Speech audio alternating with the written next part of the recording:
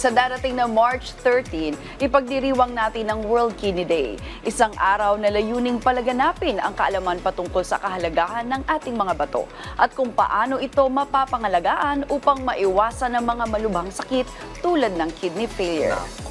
Pero kaugnay po niyan, upang mapalalim pa ang ating kaalaman patungkol sa mga programa at aktibidad tuwing World Kidney Day, makakasama po natin ngayon ang President at Board Member ng Kidney Transplant Association of the Philippines Incorporated na sina Abraham Mirandilla at Emmanuel de la Cruz. Magandang umaga po and welcome dito sa Rise and Shine Pilipinas. Good morning. Magandang umaga po. Good morning po. Good morning po. Welcome Morning. po dito sa Rise and Thank Shine you po. Pilipinas. Alright, Sir Abraham, I'll ask you, pwede niyo po bang i-share sa amin ano po ba yung pangunahing layunin nitong KTAP o itong Kidney Transplant Association of the Philippines? And ano po ba yung mangyayari sa World Kidney Day on March 13? Okay po. Maraming salamat po. Bali po ang aming asosasyon, ang Kidney Transplant Association of the Philippines. Ang unang pangunahing layunin ng aming grupo ay ibalik sa magandang buhay yung mga naging nagdialysis at nagtransplant po. Yan po ang unang pangunahin namin. Magkaroon ng mutual support ang aming grupo. Pangalawa po, isa sa aming layunin ay magkaroon kami ng advocacy na itong sakit namin ay very much yung prevention, very much preventive po ito na pinapalaganap po namin yung pag-iwas sa sakit sa bato. And of course, ang kidney transplantation, yun talaga ang isa sa mga pinapalaganap namin. At lastly po, yung organ donation po. We campaign for organ donations. Okay, let's continue. Papunta mo tayo sa World Kidney Day. So ano pa yung mga activities and plans na gagawin po niyo for this? Well, this coming World Kidney Day, sa March 13, ang aming grupo ay meron kaming 3 activities para makampaign po namin ang pagpapalaganap sa pag-iwas sa sakit sa bato at ang organ donation. Sa March 2 po, meron kami ng advocacy campaign sa General Tria, sa isang simbahan po. That would be this coming Sunday na po. And then this coming March 9, makiki-join po kami sa NephroPlus Olympiad.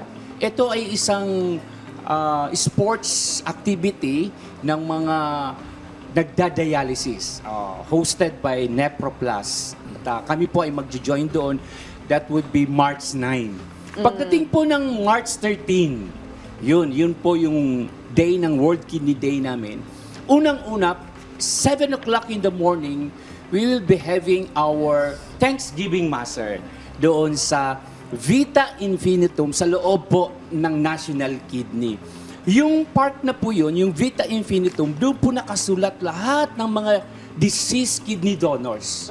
So, doon kami magmamas. And then after the mass, we have a simple walk going to atrium sa loob ng National Kidney para ibigay namin yung, of course, another advocacy namin sa organ donation.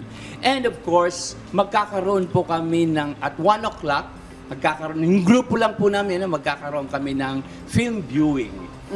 Tungkol naman po yun sa organ donation. And of course, yung highlight ng aming activity po, collaborate po kami sa adult nephrologist ng National Kidney, wherein magkakaroon po kami ng tinatawag namin na concert tribute para po sa mga deceased kidney donors po.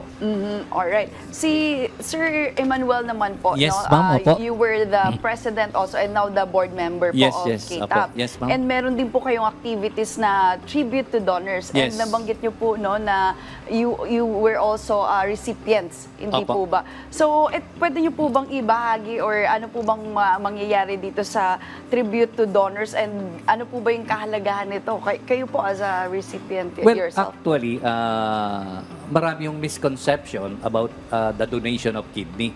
Na kesyo hindi natatagal, kesyo mamamatay, and so on and so forth. Yun pong mga balitang yun ay napulot lang nila kung saan nakakahaka. Pero actually, hindi ho. We can live normally with 1 kidney. And kaya ho natin pinopromote ang organ donation. Napakarami yung nakapila na nagdadialysis na wala ho silang donor because of this thinking. Kaya isa ho sa advocacy namin na we give tribute to them, those people who have given their kidney sa mga nagpelo ang kidney. Brief history lang po, kasi 1986, it was 38 years ago, nakita ko ng ilang social worker, pasyente, doktor, even priest na kailangan ho nila ng support group, nalulungkot, hindi alam ang gagawin, at marami pa pong ibang problema. Kami lang hong mga transplant patient ang nakakaalam mo ng amin ng kwento. Hindi nyo ho maiintindihan ito. That is why we promote the donation of kidney, that we could go back to the mainstream of society. At marami yung nagpailang kidney now, they were engineer, we have former president, isa lang ang kidney niya. We have 2 NBA player after transplant, nakapag-play pa ho sila. We have patient, doctor, teacher, principal now, at marami pa pong iba. So yun po ang kahalagahan ng donating a kidney. These people, hindi ho end of the world sa mga taong nagpailang kidney. They could go back to the society, they could contribute to the society, even to their family. With each and every one of us has our own sad stories. Alright, but that's inspiring, no, with the support you guys are giving, and looking Yes. forward po, no, na syempre mas marami activities ang pwede nang gawin. Pero I understand you guys are going to be active for the World Kidney Day. Yes. But moving forward, kapag po hindi natin sineselebrate, halimbawa, itong ganito classic event, what are the programs ang ginagawa pa ninyo, or advocacy campaigns or kung ano man, when it comes to the, you know, this field, no? Ano po mga programs or ginagawa ninyo? Opo. Kapag hindi World Kidney Day, go Ang ahead. grupo po namin, meron po kami ng regular activities na ginawa. Okay. Tulad ng this coming April, Yes. magkakaroon po kami ng Philippine National Transplant Games. Na Oh. kung saan gusto naming i-campaign na yung kidney transplantation can bring you to the mainstream of life. So, Ayun. babalik at merong hope. Yun ang pinakamagandang campaign po. Actually, we're doing basketball, tag of war, frisbee, obstacle Talagang very course. active po. Yes, po, so yes that, po. that was it. So we show the world that we can. Yes, and That we contrary can. po sa mga maling notions po, no, Yes. ng ibang tao na napakahalaga po na ma-enlighten natin sila, no. And Yes. and I agree, no, with the support system, napakahalaga Yes po, lalo na kung may pinagdadaanan po, no, when it comes to health. Pero ito naman po, Sir Emmanuel, sa mga susunod, and Sir Abraham, sa mga susunod po na taon, ano po yung mga plano ng KTAP upang higit pang mapabuti yung mga programs at yung mga services po para sa kidney transplant patients at sa yung mga potential organ donors? Meron po ba tayong mga Sa ngayon plans kasi, ahead? mabilis ho ang pagbabago ng sitwasyon. Yung dating numero ho ng mga nagpailang kidney, hindi na ho ngayon. That is why there were so many dialysis center ngayon na sa akin lang palagay talagang kumikita ho. And even the food that we are taking, for the next year, yung promotion ho namin dito, maluluha ho kayo. Pag ako'y nagpapacheck up sa hospital, kasi ang 2, 3, 4 years old, nakakateter na ho sila, namamaga ang buka. Because those parents, they do not know. They let the children eat those junk food, whatever it is, and ito'y patungo talaga sa kamatayan ho ng kanilang mga kidney. Makikita nyo ho yan, we were there, we have that story.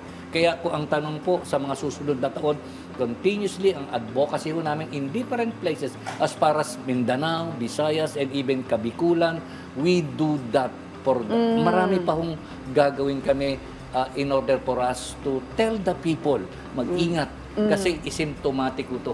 Parang kamukha ko ng experience ko, parang ang gwapo-gwapo ko, ang dami kong pelikulang ginagawa, and parang ayaw maniwala ni Sir. And all of a sudden, nakita ko ang aking sarili Okay. na nasa ilalim ako ng bangin. Only to find out later on, walang symptom, mataas ang presyon ko, diabetic, we do not know. Because of the Alright. food that I was eating, I do not do check-up, kaya dapat maging conscious po tayo sa mga bagay na yun. Sa mga susunod na taon, ito ho ang direction ho namin. Oho. Nakakaawa ho itong mga batang ito. Opo. When you see them eating those food, Yeah. naluluha po kami rito. Opo, Ayun, kaya napakahalaga ng mga information educational campaign at ayan po ang aasahan natin mula sa KTAP. Maraming salamat po sa pagpapaunlak ng inyong oras sa amin ngayong umaga, Sir Abraham Mirandilla at Sir Manuel de la Cruz. Thank you so much. Thank you. Thank you very much. Thank you so much po.